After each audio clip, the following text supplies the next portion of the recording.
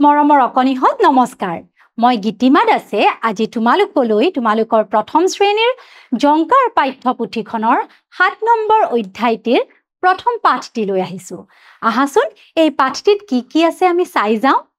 ইয়াত চোৱা ইয়াত আমি প্ৰথমে কি দেখিবলৈ পাইছো এখন ছবি দেখিবলৈ পাইছো নহয় নে ছবিখনত আমি কি দেখিছো দুজনী সৰু ছোৱালী আৰু এইগৰাকী তেওঁলোকৰ মা তেওঁলোক হয়তো কৰবালৈ আহিছে আৰু এই মানুহজনে তেওঁলোকক মাতি আনিছে নহয় নে আহাচোন ইয়াত কি আছে আমি চাই যাওঁ ইয়াত আমাক কৈছে শুনো আহা মই পঢ়ি যাম তোমালোকে শুনি যাবা ইয়াত চোৱা ইয়াত আমি প্ৰথমে পাইছো কি আজি জিলমিল আৰু চামেলি তেওঁলোকৰ ককাহঁতৰ ঘৰলৈ আহিছে জিলমিল আৰু চামেলি কলৈ আহিছে ককাহঁতৰ ঘৰলৈ আহিছে ককাহঁত থকা গাঁওখনৰ নাম মৌবন আৰু ককাহঁত যিখন গাঁৱত আছে সেই গাঁওখনৰ নাম হ'ল মৌবন ককাহঁতৰ ঘৰৰ কাষতে এখন ধাননি পথাৰ আছে আৰু ককাহঁতৰ ঘৰৰ কাষত এখন ধাননি পথাৰ আছে দিনটো ধাননিৰ মাজে মাজে দুয়ো ফুৰিলে তেওঁলোক দুয়োজনীয়ে কি কৰিলে ধাননি পথাৰখনৰ মাজে মাজে ফুৰিলে ৰাতি দুয়ো আইতাকৰ লগত শুই থাকিল আৰু দুয়োগৰাকীয়ে ৰাতি আইতাকৰ লগত শুই থাকিলে তাৰ পাছত চোৱা কুকুৰু বুলি ৰাতিপুৱাই কুকুৰা এটাই ডাক দিলে আৰু ৰাতিপুৱা হোৱাৰ লগে লগে কুকুৰা এটাই কুকুৰু এনেদৰে ডাক দিলে মানে মাতিলে জিলমিল আৰু চামেলিয়ে সাৰ পালে কুকুৰাটোৰ সেই মাতত জিলমিল আৰু চামেলিয়ে টোপনিৰ পৰা সাৰ পালে দুয়ো ৰাতিপুৱা ককাকৰ লগত পথাৰলৈ গ'ল আৰু দুয়ো তাৰ পাছত কি কৰিলে ৰাতিপুৱা ককাকৰ লগত পথাৰলৈ গ'ল তাৰ পাছত চোৱা ককাকৰ পাছে পাছে সিহঁত খচককৈ পথাৰৰ বোকা পানীত আগবাঢ়ি গ'ল আৰু দুয়োজনীয়ে ককাকৰ পিছে পিছে খচক কৰি বোকা পানীত আগবাঢ়ি গৈ থাকিল জপংকৈ এবাৰ দুয়ো জঁপিয়াই চালে তাৰ পাছত কি কৰিলে সেই বোকা পানীখিনি দুয়োজনীয়ে জপংকৈ এবাৰ জঁপিয়াই চালে বোকা পানীবোৰ সিহঁতৰ গালে মুখে চিটিকি পৰিল আৰু যেতিয়া সিহঁতে বোকা পানীত জঁপিয়ালে তেতিয়া সেই বোকা পানীবোৰ চিটিকি আহি সিহঁতৰ গালে মুখে পৰিলে ককাকে সিহঁতক বাধা দিলে তাৰ পাছত ককাকে সিহঁতক সেই বোকা পানীত তেনেদৰে নজঁপিয়াবলৈ ক'লে অলপ পিছত দুয়ো আকৌ জঁপিয়ালে তাৰ পাছত দুয়োজনীয়ে আকৌ কি কৰিলে আকৌ তেনেদৰে বোকা পানীত জঁপিয়াবলৈ ধৰিলে দুয়ো বোকাৰে লুতুৰি পুতুৰি হ'ল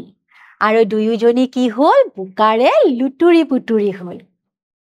সিহঁতক দেখি ওচৰতে ভুই ৰুই থকা খুৰীয়েকে পেহীয়েকহঁতে খিলখিলকৈ হাঁহিবলৈ ধৰিলে আৰু তাৰ পাছত সিহঁত দুইজনীক দেখা পাই ওচৰতে ভুই ৰুই থকা খুৰীয়েক পেহীয়েকহঁতে সিহঁতক যেতিয়া বোকা পানীৰে লুতুৰি পুতুৰি হোৱা দেখিলে খিলখিলকৈ হাঁহিবলৈ ধৰিলে তেওঁলোকে দুয়োকে ওচৰৰ গছজোপাৰ তললৈ লৈ আহিল আৰু কি কৰিলে পেহীয়েকহঁতে সিহঁত দুয়োজনীকে ওচৰতে থকা গছজোপাৰ তললৈ লৈ আনিলে পিছত দুয়ো গছৰ তলত বোকা মাটিৰে পুতলা সাজি খেলি থাকিল আৰু তাৰ পাছত কি কৰিলে সিহঁত দুয়োজনীয়ে সেই গছডালৰ তলত বোকা পানীৰে পুতলা বনাই খেলি থাকিলে চোৱাচোন এই ছবিখনত দেখিছা নহয় দুয়োজনী গছডালৰ তলত বহিছে আৰু বোকা মাটিৰে পুতলা বনাই খেলি আছে ইয়াৰ পাছত চোৱা কি কৈছে ইয়াত আমি এতিয়া কথা পাতিম আমি যিখিনি পঢ়িলো বা তোমালোকে শুনিলা তাৰ ওপৰত এতিয়া আমি কথা পাতিম চামেলিহঁত কাৰ ঘৰলৈ আহিছিল চামেলিহঁত কাৰ ঘৰলৈ আহিছিলে চামেলিহঁত ককাকৰ ঘৰলৈ আহিছিলে তাৰ পাছত ৰাতিপুৱাই কিহে ডাক দিছিল আৰু কেনেকৈ দিছিল ৰাতিপুৱাই কিহে ডাক দিছিলে ৰাতিপুৱাই কুকুৰাই ডাক দিছিলে কেনেদৰে ডাক দিছিলে কুকুৰুকু কুকুৰুকু তোমালোকে বাৰু কুকুৰাৰ মাত শুনিছানে তাৰ পাছত চোৱা খুৰীয়েক আৰু পেহীয়েকহঁতে কিয় হাঁহিছিল খুৰীয়েক আৰু পেহীয়েকহঁতে কিয় হাঁহিছিলে